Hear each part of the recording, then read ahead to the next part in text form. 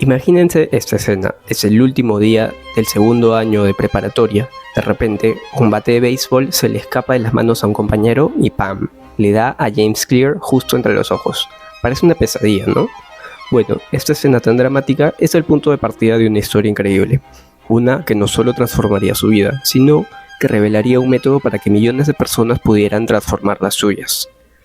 Resulta que esa experiencia, que casi le cuesta la vida, fue lo que dio origen a una de las ideas más potentes que existen, sobre cómo cambios que parecen insignificantes pueden generar resultados de verdad extraordinarios. Así que hoy vamos a meternos de lleno en las ideas claves de su libro, Hábitos Atómicos. Ok, para entender de verdad el poder de su método, tenemos que ir al origen de todo. Porque miren, la historia personal de Clear no es un simple prólogo en el libro, es literalmente la base de toda su filosofía. El accidente fue, la verdad fue brutal. Hablamos de múltiples fracturas en el cráneo, una cuenca ocular rota, una inflamación cerebral tan grave que tuvieron que inducirle un coma.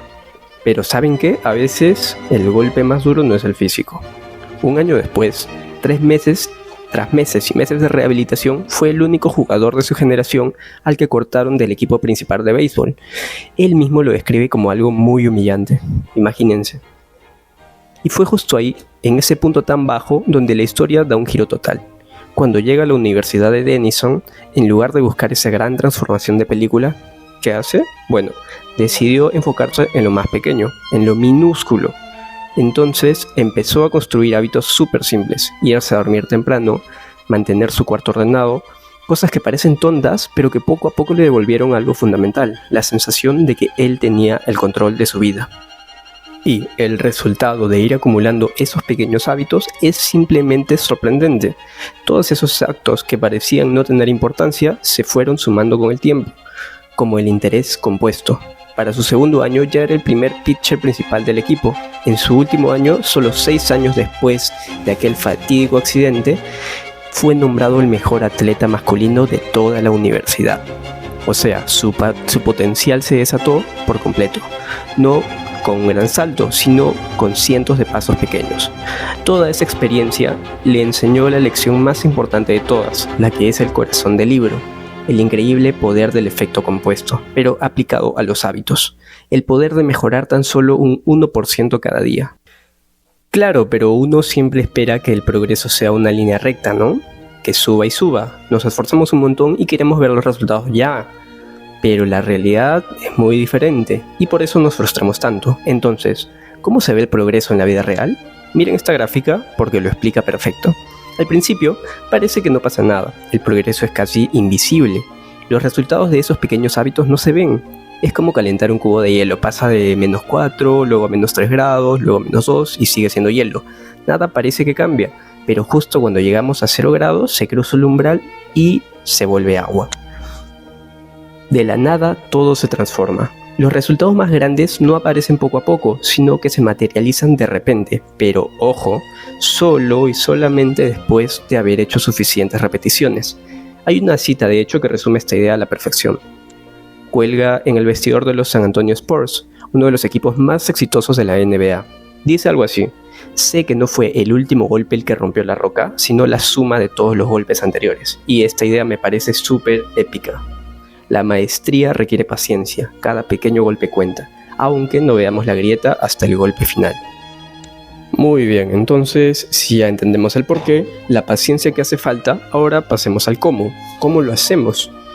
Clear nos da un modelo súper práctico para construir buenos hábitos y de paso deshacernos de los malos. Y todo se basa en un ciclo de 4 pasos que se repite una y otra vez. Y aquí está la clave, todo hábito, sea bueno o malo, sigue exactamente el mismo patrón de 4 pasos. Si lo entendemos, podemos hackearlo, por así decirlo, y rediseñar nuestro comportamiento.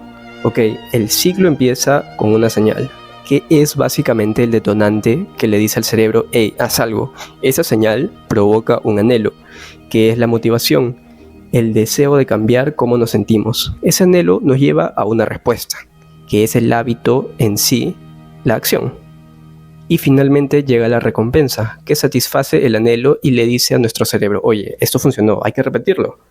A ver, pensemos en ejemplos del día a día. El teléfono vibra, esa es la señal. El anhelo es quiero saber qué dice, ¿ok? La respuesta es que agarras el teléfono y lo lees. Y la recompensa satisfaces la curiosidad. O al despertar las señales que te sientes medio dormido, ¿no? Cansado. El anhelo es sentirte alerta, sentirte despierto. La respuesta es tomar una taza de té. Y la recompensa, pues, es la energía que te produce. Este bucle está funcionando todo el tiempo, en piloto automático, dirigiendo muchísimo de lo que hacemos sin que siquiera nos demos cuenta. Ahora vamos con una de las ideas más reveladoras del libro, una que de verdad te hace cuestionar todo lo que creías sobre la fuerza de voluntad. ¿Y si el autocontrol no es para nada lo que pensamos que es? Aquí está la idea clave. La gente que parece súper disciplinada no es que tenga más fuerza de voluntad que el resto, no son superhumanos, por así decirlo. Simplemente son mejores diseñando sus entornos. Pasan menos tiempo en situaciones que los tientan. O sea, en lugar de gastar energía resistiendo la tentación, se aseguran de evitarla de raíz. La clave no es la fuerza de voluntad, es el diseño de tu ambiente. Hay un estudio, de hecho, de la guerra de Vietnam que demuestra esto de una forma radical. Se descubrió que casi el 20% de soldados estadounidenses se habían vuelto adictos a la heroína. ¿Y por qué? Porque el ambiente estaba lleno de señales. El estrés del combate, el acceso facilísimo a la droga, la presión de los compañeros, todo empujaba hacia allí. La pregunta es, ¿qué pasó cuando volvieron a casa? ¿A un ambiente completamente diferente? Bueno, el resultado fue asombroso. Las cifras son contundentes. 9 de cada 10 soldados que eran adictos en Vietnam simplemente dejaron de serlo al volver. Eliminaron su adicción casi de un día para otro. Esto destroza por completo la idea de que una adicción es una sentencia para siempre.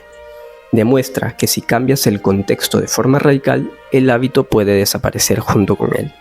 Ok, entonces ya hablamos de cómo empezar y de la ciencia que hay detrás, pero todos sabemos cuál es el verdadero reto, ¿verdad?